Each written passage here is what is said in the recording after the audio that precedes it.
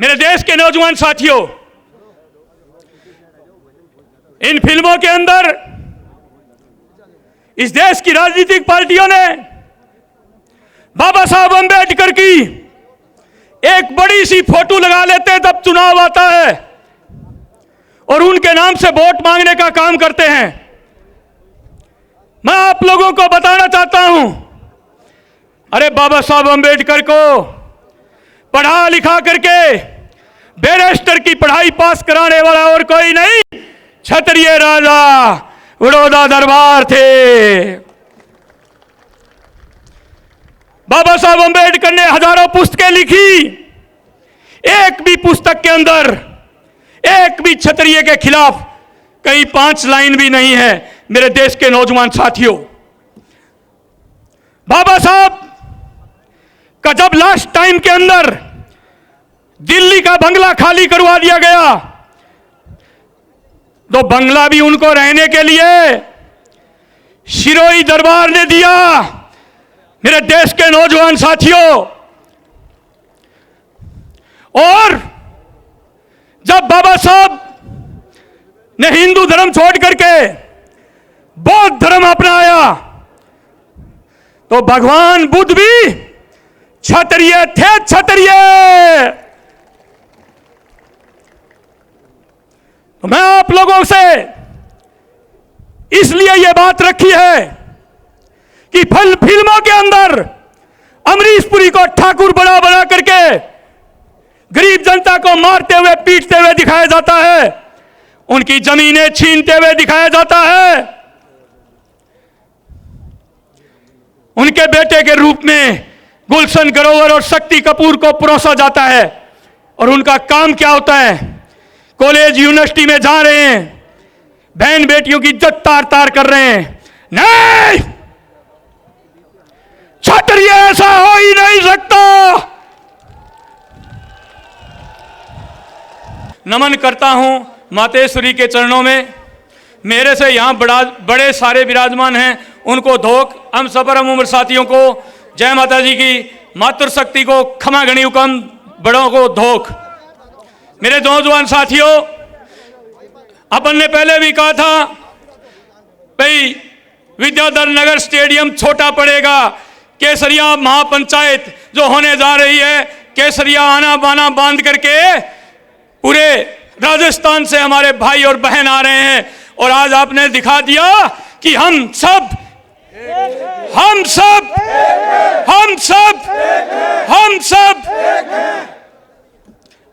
हम हमारा हक मांगते, हम हमारा हक मांगते। अरे पत्थर को भी कर दे पानी, अरे पत्थर को भी कर दे पानी। जय शिवा सरदार की, जय शिवा सरदार की, जय शिवा सरदार की। हम हमारा हक मांगते, हम हमारा हक मांगते। तो मेरे समाज के होनहार युवाओं, बुजुर्गों, दादी साहब, काकी साहब, बाबू साहब, मेरी बहनों, आज आपने जो ये समागम बांधा है, ये कोई राजनीतिक समागम नहीं है। हमारी मुद्दों को लेकर के, हमारी मांगों को लेकर के हमारी युवा पीढ़ी, जो आने वाली युवा पीढ़ी है, उनका हक और अधिकार इन सरकारों से छीनने के लिए ये केसरिया महापंचायत बुलाई गई थी।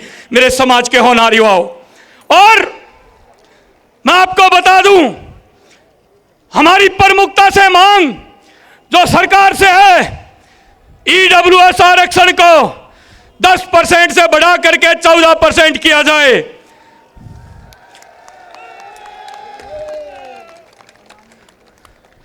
क्षत्रिय राजपूत जन कल्याण बोर्ड का गठन करे राज्य सरकार। राजस्थान की तर्ज पर जमीन, मकान, प्लाट की ईडब्ल्यूएस से शर्त हटाए केंद्र की भर्तियों में केंद्र सरकार।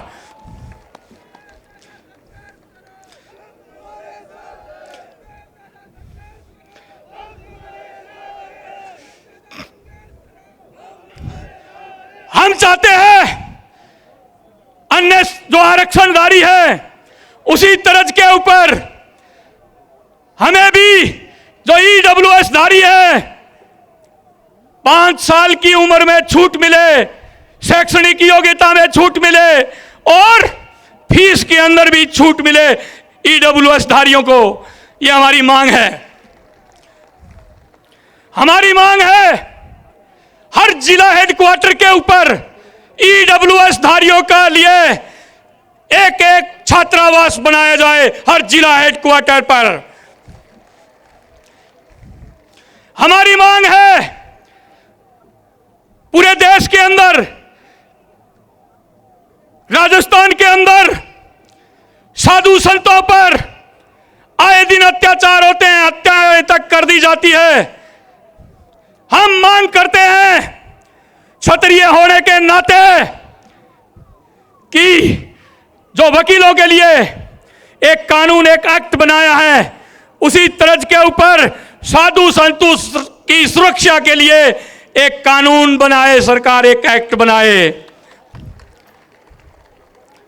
क्योंकि हमारे पूर्वजों ने इस देश की बॉर्डर को बचाने के लिए, इस देश की गाय को बचाने के लिए, इस देश की बहन बेटी को बचाने के लिए, इस देश के साधु संतों को बचाने के लिए, इस देश के मंदिरों को बचाने के लिए हमारे पूर्वजों ने हजारों गर्दनें कटवाई है और लाखों गाजर मूली की तरह काटी है।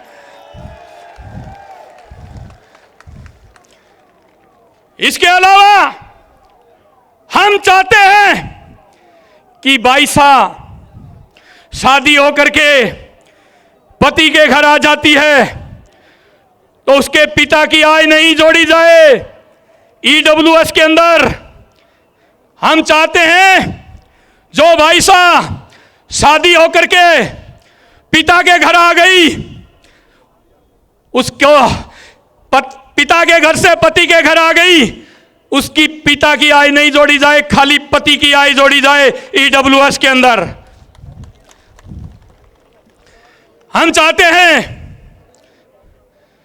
कि ये जो ईडब्ल्यूएस आरक्षण है इसका पूरे देश के अंदर सरलीकरण हो और आने वाले नगर निगम चुनाव और पंचायत चुनावों के अंदर भी ईडब्ल्यूएस धारियों को आरक्षण दिया जाए।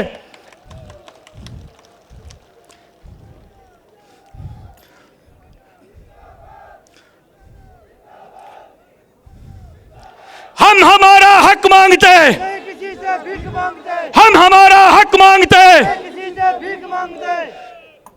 अरे पत्थर को भी कर दे पानी, अरे पत्थर को भी कर दे पानी।